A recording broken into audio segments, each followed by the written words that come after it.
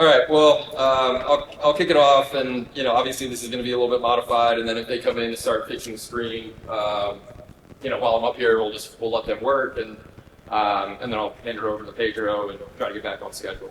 I want to not mess up the DEF CON folks too much here.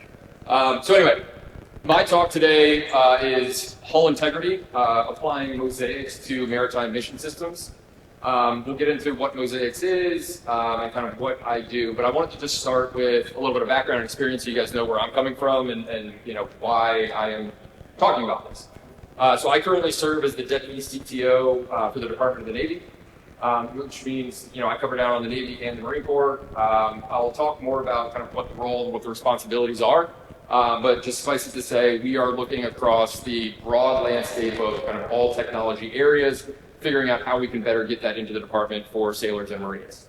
So that's my civilian job. On the reserve side, I'm also a Marine reservist. I currently lead the cyber portfolio for the Marine Innovation Unit.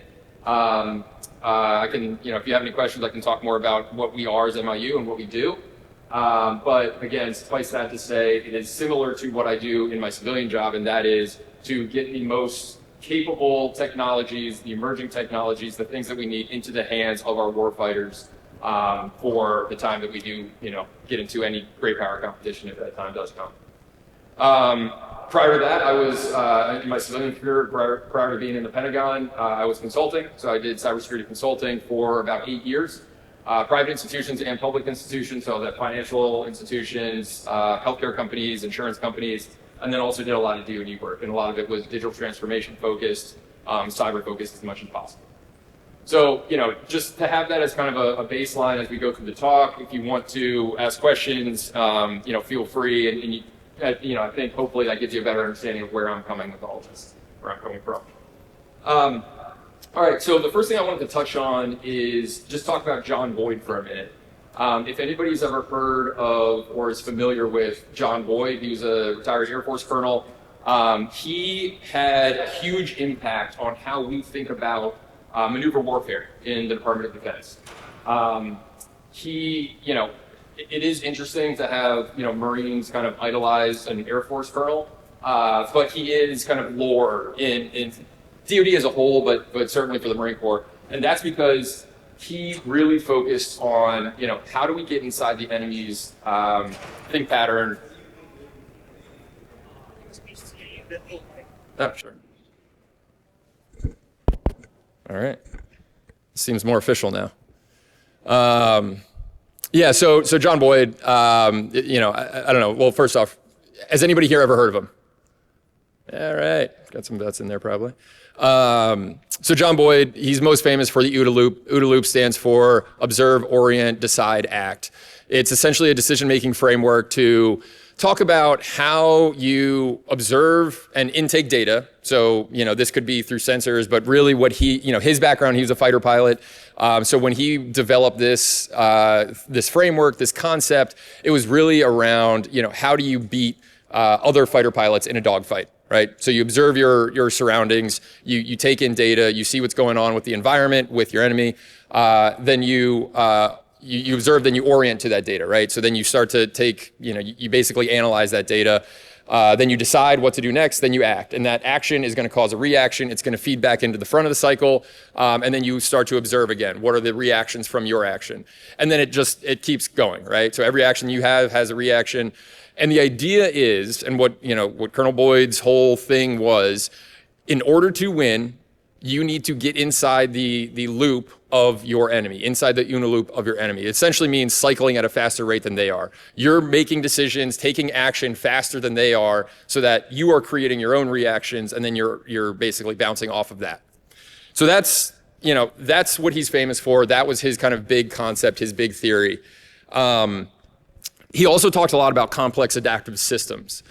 So, and I'll get around to why I'm touching all this, but, he talks about complex adaptive systems because that's the world that he operated in. Within, fighter pilots, within dogfights, there are, just a massive amount of variables that are all interconnected, that all interplay, and that are all going to have an impact on each other. And so When we think about the cyber domain, when I think about what technologies we're trying to bring in, and when we think about the potential for a great power competition in the, hopefully not so, near future, we have to think about it in terms of complex adaptive systems and how do we prepare for that. So when we talk about ships, the US Navy right now has about 250 active ships. The majority of those are destroyers, but we've got ships of all different shapes and sizes. They are all incredibly complex systems. The amount of IT and OT that go into them, I'm sure you all probably have a good understanding of all the different systems that are involved. I mean, they're floating cities. You've got HVAC, you've got power generation. But the other piece of it is the weapon systems that are involved. So on these ships, on these subs, on these carriers, you've got a tremendous amount of weapon systems that are networked in. So, they have an IT connection, but then they're also related and they have a huge amount of OT components that we rely on for them to actually, whatever it is, right? Fire the weapon, intercept any incoming weapons, anything like that.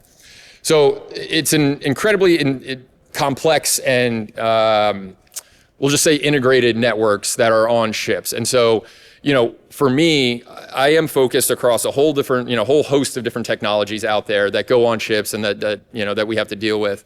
But when I'm dealing with the kind of the cyber aspect of it, when we talk about the IT-OT connection, there's a couple important weapon systems or systems on the ship in general that I wanted to touch on that we'll talk about today, just as examples. So the first is the Aegis weapon system.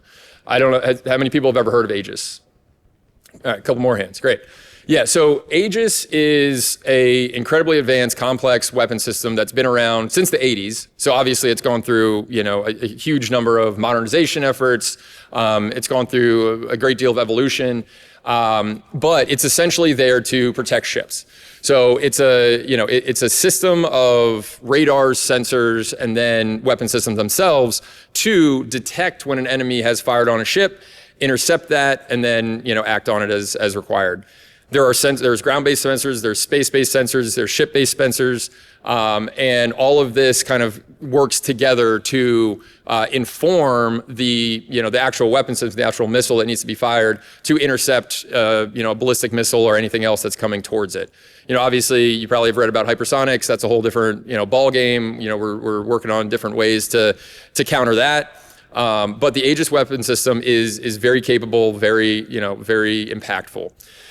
And again, huge OT component to that. So the ICS SCADA systems that are controlling the response to any weapons that are fired against it are critical. And obviously they need to be moving at machine speed. They need to be moving faster than a human's able to get in the loop. The other one that I want to touch on is CANES, which is the Consolidated Afloat Network and Enterprise System. CANES is essentially the IT backbone for a ship. It is, the network backbone that runs Aegis and pretty much everything else on ship. And the reason I bring it up in an ICS talk is that it does have a lot of hooks into the ICS SCADA systems on ship.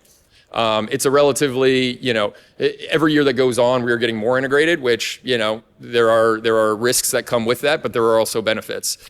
And so, as a result, we are at a place where CANES is relatively integrated into, the OT systems on ship. And so we need to be very, very aware of the risks that come with that, the threats that come with that, and how we want to mitigate it.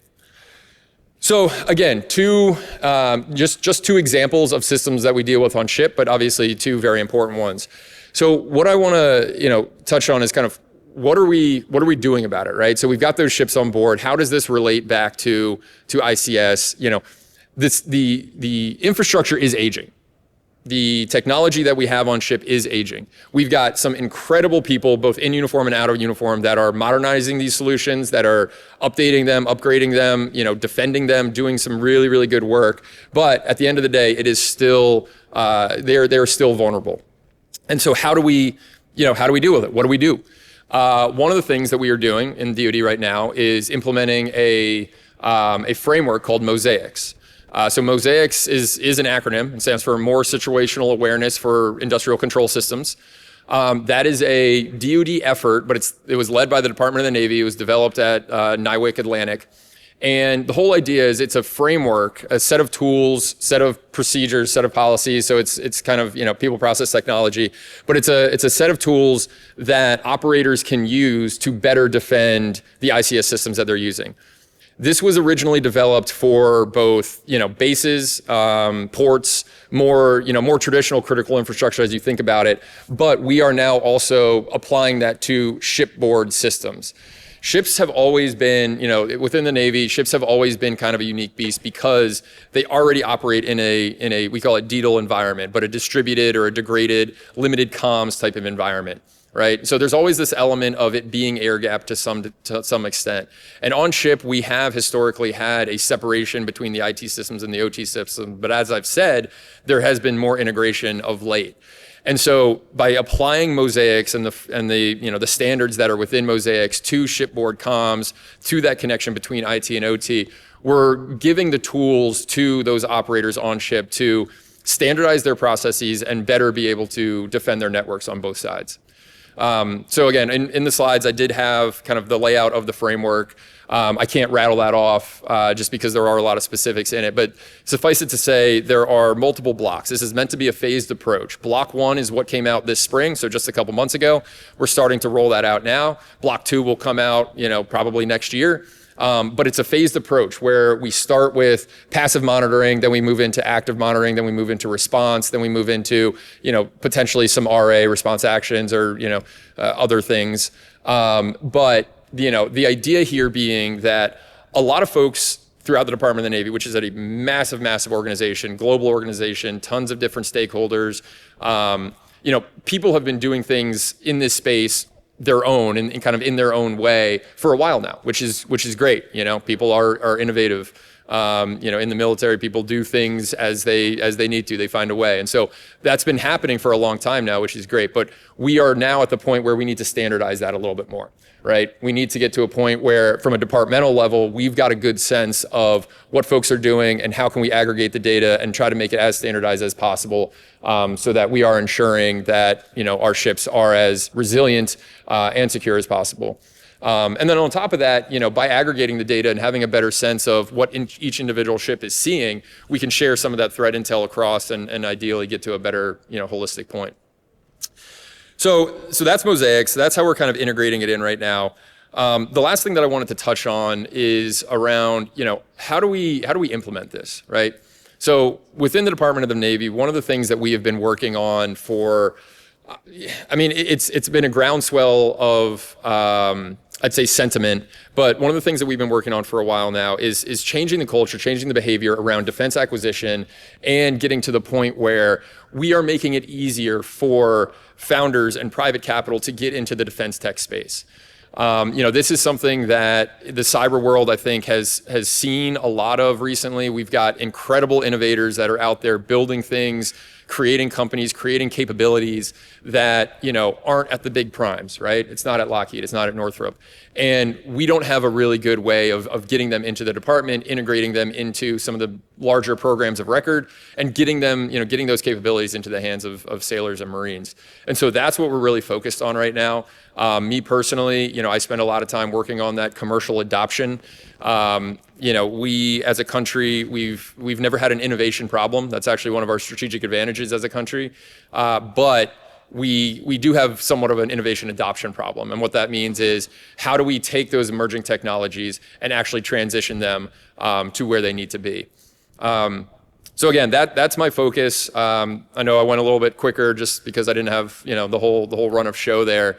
But happy to chat with anybody that wants to afterwards. Happy to talk more. And no, I just really appreciate the time.